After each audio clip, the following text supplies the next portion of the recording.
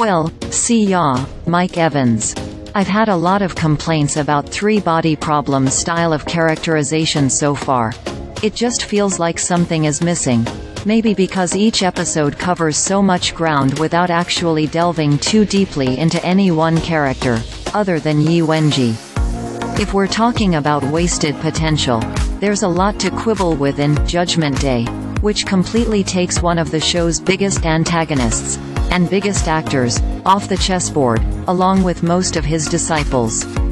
Before we could really get a sense of these people's lives and beliefs, they're all dead, literally sliced in half and buried in the wreckage of an oil tanker. They're all relegated to anonymous cultists, remembered by Auggie but otherwise insignificant in the grand scheme.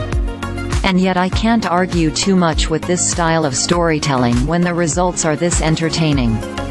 Judgment Day is probably the fastest-paced episode of this season, with a simple focus: a violent, morally compromising action movie heist to procure a MacGuffin, followed by the exciting aftermath where the heroes get some of the answers they've wanted so desperately.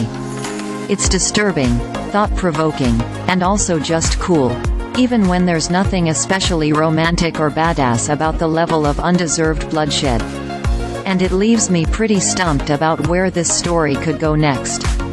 That's a good episode of Three-Body Problem. The idea for the operation comes up pretty quickly following the raid at the summit. People aboard Judgment Day are restless, unable to set aside the personal pain of watching friends and family get arrested, though Evans keeps assuring everyone this is all part of the Lord's plan. We know, of course, that he's not on great footing with the Santee, having essentially branded his entire species as pathological liars. While tension grows thick on the boat and Auggie and Jin hole up at a heavily guarded safe house, Wade is up to his usual scheming. The way he figures it, there must be some sort of hard drive on the boat with a record of the communications between Evans and the Santee. If they ever have any hope of fighting back against the slowly approaching aliens, they'll need information about what type of tech and weaponry the invaders are working with. If that means sacrificing over 1,000 traitors to humanity in the process, so be it. The perfect opportunity for this act of secret mass murder presents itself when Clarence reveals that Judgment Day is headed for the Panama Canal. Wade also has just the right tool up his sleeve to pull it off.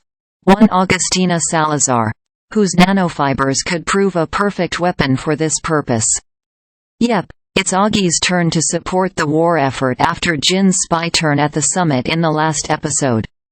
Understandably, she's pretty freaked out by the whole concept and freaked out that Jin's boyfriend Raj, recruited by Wade to select engineers from the Royal Navy, isn't freaked out by any of it.